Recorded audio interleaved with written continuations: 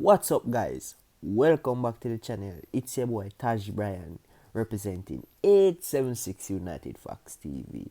Now, stay tuned for episode 5.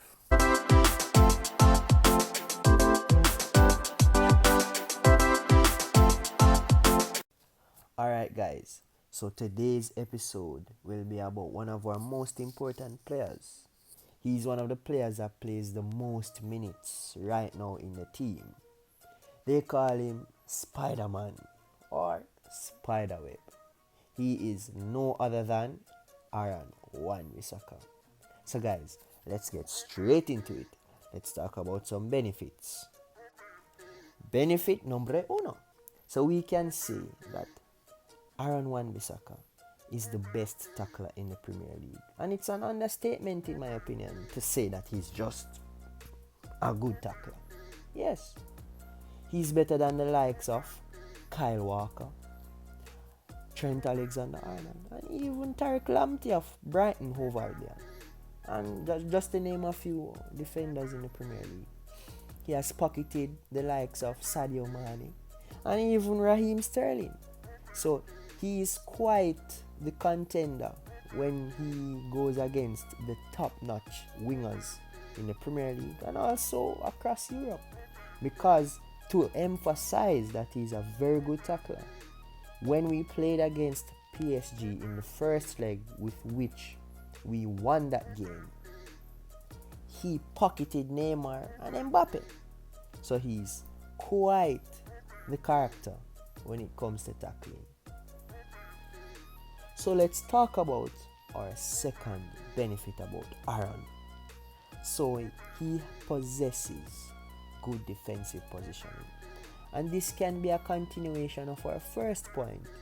Reason being is because with good tackling, it comes with good defensive positioning. It's quite the package to have as a defender. Because there are countless instances where Harry Maguire is caught out of position, or even Victor Lindelof. And the Spider-Man is there to mop up their mistakes. And even going back to the point where he's a good tackler, when he's doing one-on-one defending, the way he positions his body, it manipulates the motion of the attackers as well. So he has positioning in the sense that he mops up for the mistakes of his compatriots, and also when one-on-one defending, he uses his good positioning to ensure that strikers are thrown off guard and thrown off their game. And it's very beneficial to the team. Benefit number 3. So it's a continuation to our previous points that he's a good tackler and he possesses good defensive positioning. So another thing to add to his artillery as an astute defender is his ability to read the game. So as I said, when Harry Maguire or Victor Lindelof makes mistakes, he's there to mop up those mistakes. When he's going up against the likes of Raheem Sterling, Sadio Mane, and even Kylian Mbappe, his ability to put in a tackle, his ability to recover from a teammate's mistake is a strong indication that he is a good reader of the game. Benefit number 4. The most important quality that each wingback should possess is the ability to run fast. And I don't mean fast like me or fast like DeMario. I mean fast like a jet, fast like a bullet, or close to Usain Bolt. So we can speak about Kyle Walker or Hakimi, and Aaron Wan-Bissaka is one of our quickest players. And why wingbacks nowadays needs to have pace is because the modern day wingbacks, their duties is to run up and down the pitch, whether it's to attack and when defending. And there is no doubt that our Spider-Man possesses pace. And we can also call it recovery pace, because if our centre backs makes mistakes, he's there to help them in time of need. Okay, guys, despite all of those benefits that our Spider-Man Aaron Wan-Bissaka possesses, he has some things that he needs to brush up and fix to be world class or top of notch, creme de la creme wing backs. So let's get into our first of three setbacks. Setback number one, Aaron Wan-Bissaka lacks the confidence in attack. And it's quite evident in Manchester United that we lack the vast majority of creative players. And it's quite evident because of late we fail to create chances, and most of the top teams in Europe, they create from wide. And nowadays we have inverted wingers, so our wingers tend to drift inside. And most of the crosses come from the wing backs.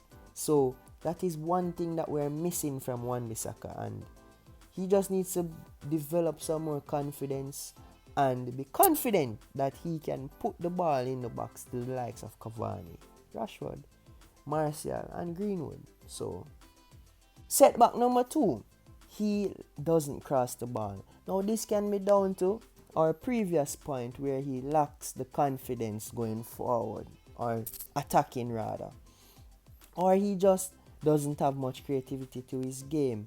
Now I believe that it could be point number one more than lacking creativity, because one, he can lack the confidence, which can contribute to him lacking the creativity, and without confidence he won't want to take the risks to play a decisive cross or even to make a dangerous cross, because he's afraid of making mistakes or losing possession. He also tends to play the safer passes, square passes to his midfielders or even to his right winger ahead of him. Our third and final setback, guys, is that he cuts back the ball often, and it's too often. Now remember, his inability to generate dangerous crosses is already taken away from the team's creativity, and cutting back the ball back to your centre backs, back to your CDMs, back to your midfielders, it is draining our creativity as a team. Now remember, guys, Manchester United, we don't have much creative players other than Bruno and Pogba. Bruno, as we know, he has a lot on his plate when he's in games, and Pogba is injured more than he's fit. So when Wan-Bissaka cuts back the ball often, that takes away from our overall creative game.